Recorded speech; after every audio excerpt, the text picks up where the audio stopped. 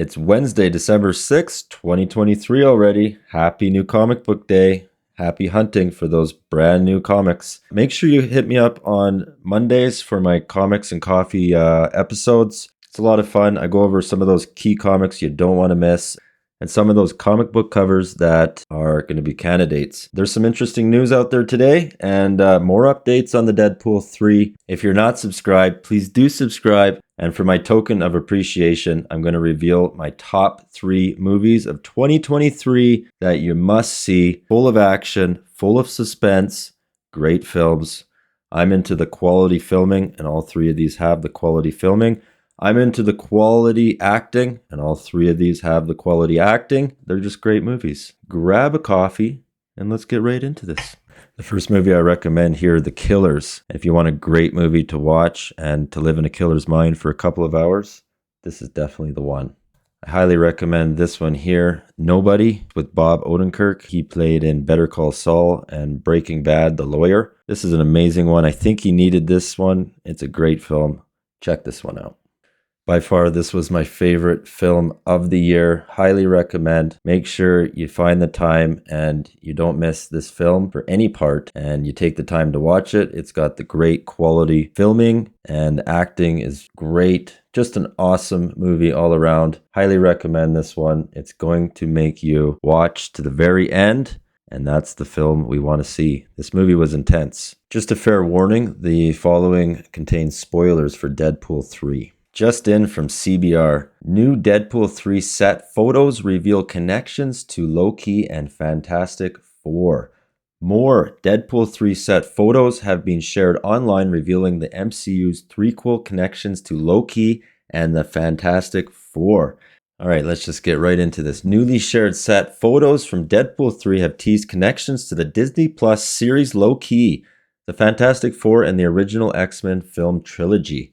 Trusted scooper Can We Get Some Toast posted the images to their X account, revealing an actor on set dressed as one of the TVA Minutemen from Loki. Another image offers the first look at X-Men villain Toad, based on his appearance in the 2000 X-Men movie riding in the Fantastic Four's Fantastic Car. The new images comes a few days after the previous batch of set photos, which revealed that Sabretooth, possibly with actor Tyler Mane back in the role, was part of the Marvel Cinematic Universe threequel and would feature in a violent action scene alongside Wolverine and Deadpool. And so here we have some posts from Can We Get Some Toast? First look and new TVA Minutemen from the set of Deadpool 3. There you go. And check this one out. First look at Toad from the original X-Men on set for Deadpool 3. He seems to be riding in the Fantastic Four's Fantastic Car. Very, very cool. So this also from CBR. Marvel intertwines Wolverine's origin with the Predators. Marvel adds a shocking element to Wolverine's origin, and it has everything to do with the Predators. Again, this is a spoiler on Predator vs. Wolverine 3, so just be warned. Thought this article was interesting and worth reading. So Wolverine's origin becomes more lethal thanks to a predator who thought the mutant hero was the perfect prey. Predator vs. Wolverine number 3 continues the saga of Logan's various encounters with the Yada, better known as Predators.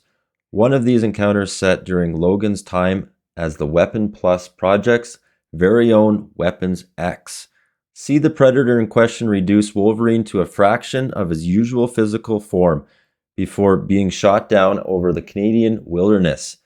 Soon enough, it becomes clear that the wreckage from the ship, more specifically the Predator's iconic helmet, was reverse engineered at least to a point in order to make Weapon X deadlier than ever before. New Predator vs. Wolverine comic book.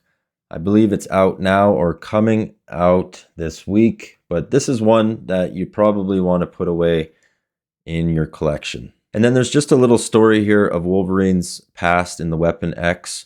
Wolverine's past as Weapon X is among the most memorable chapters in the character's history, apart from being revisited numerous times in the page of Marvel Comics.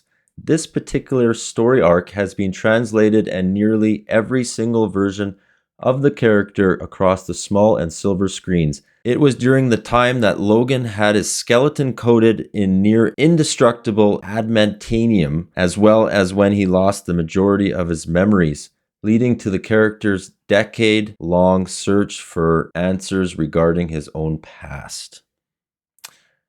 So I thought that was pretty cool. Very cool article.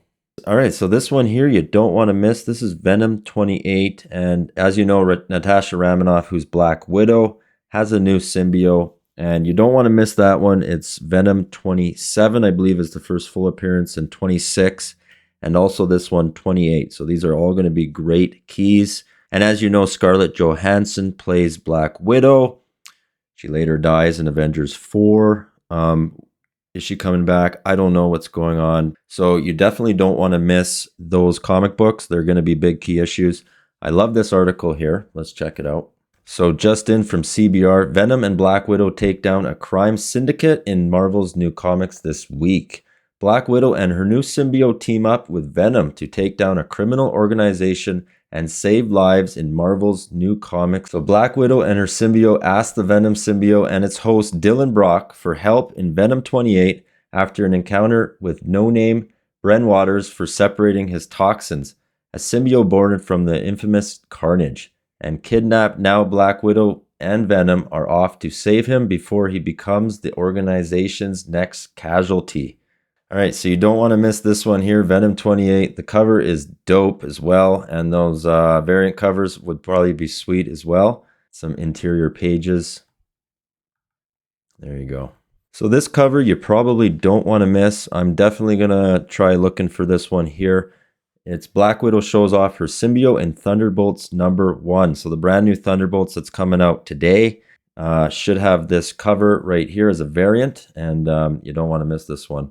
It's the symbiote of Natasha Romanoff's Venom. So pretty cool. I'm not too sure who could have played Thanos better than Josh Brolin, but he did a great job. He also played Jonah Hex. Great job there. And Cable. So I thought that this was super interesting. Rob Liefeld confirms Brad Pitt was originally going to play Cable in Deadpool. So that'd be Deadpool 2. Marvels were really close up to seeing Brad Pitt play Deadpool's frenemy Cable on the big screen, as fans scour the internet to set photos for Deadpool 3. His creator, Rob Liefeld, is looking back at the first two films in the Merc with the Mouse movie franchise. Josh Brolin portrayed the time-traveling Cable in 2018's Deadpool 2. As we know, Josh Brolin was great in Jonah Hex. I don't think anybody could have done a better job with Thanos, and personally, I think he's an amazing actor for Cable, and he suits the part just well. That's my opinion. So I thought that this was pretty cool. So Brad Pitt here. Of course, fans were surprised to see Brad Pitt pop up in a cameo appearance in Deadpool 2. So was I. As Vanisher, one of the ill-fated members of X-Force. But as Liefeld reveals, Pitt almost took the role of Cable as well. So just in from CBR, we got Spider-Boy's most comical villain is also a major threat. In this first issue of his self-titled comic, which came out a few weeks ago, Spider-Boy faces a comical villain that is quickly assessed as a major threat. So in the first issue, which was a key, it introduced the Balloon Man, a comical villain with a dangerous power to control gas in the same way Magneto controls metal. And that was his, so that's his power there.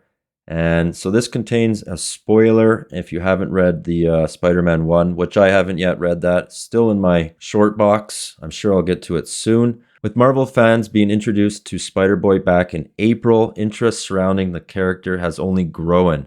While it may seem he's destined to do nothing more than a Spider-Man sidekick, the character offers far more in the debut issue. Spider-Boy is to deliver the start of what promises, which is to be an epic origin story for the character.